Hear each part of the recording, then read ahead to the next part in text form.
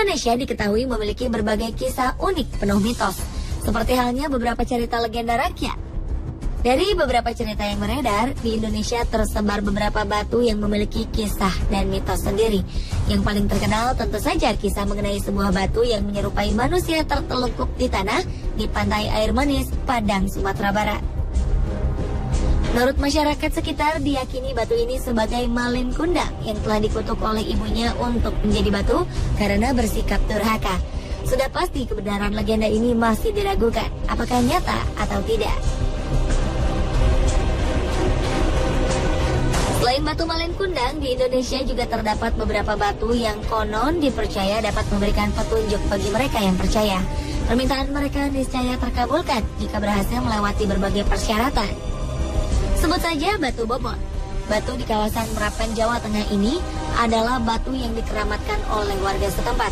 Masyarakat meyakini batu ini dapat mengabulkan permintaan.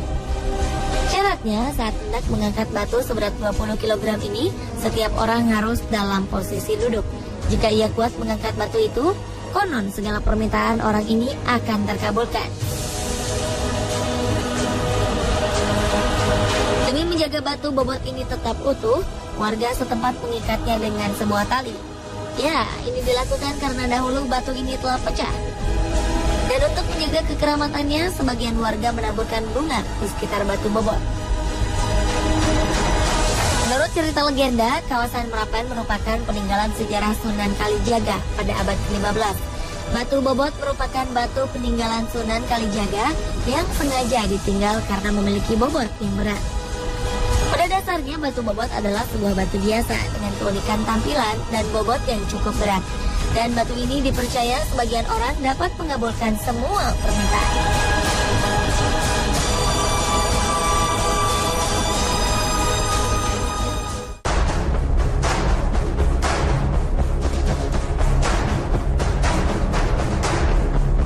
Sementara di Batu Sangkar, Sumatera Barat, selama ini terkenal dengan keindahan alamnya dan mempesona.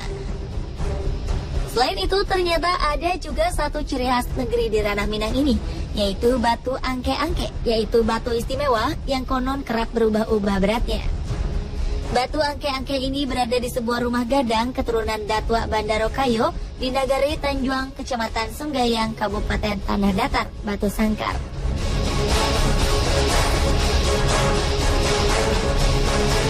Batu berbentuk seperti kura-kura ini berwarna hitam, ada lubang kecil di tengahnya. Selain itu, terdapat tulisan lafaz Allah dan Muhammad di permukaannya yang berwarna tembaga.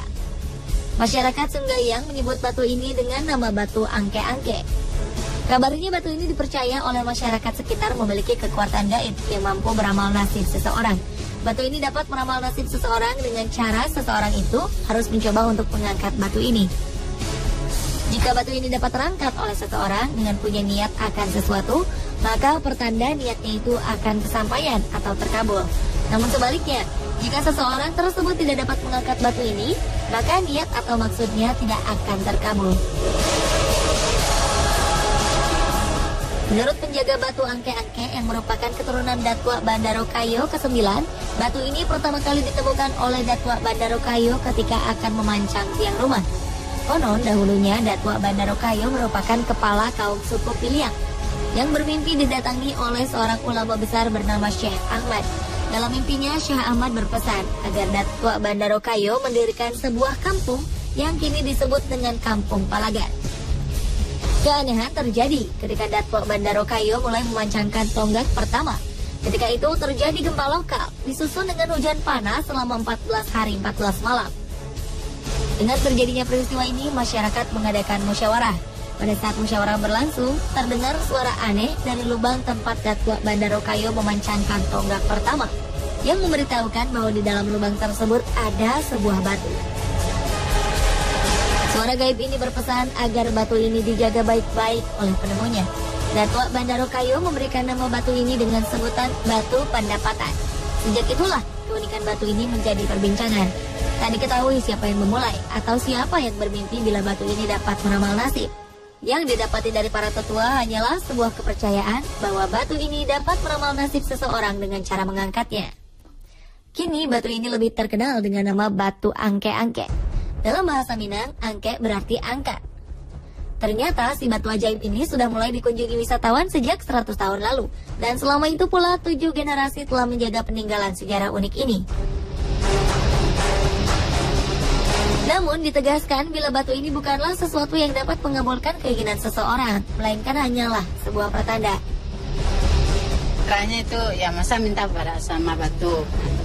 Kalau minta sama batu kita itulah sirik. Kita minta sama Allah. Ini sebagai tanda untuk gambarannya motivasi lah gitu. Sudah pasti tempat kita meminta dan memohon hanyalah kepada Tuhan Sang Pencipta.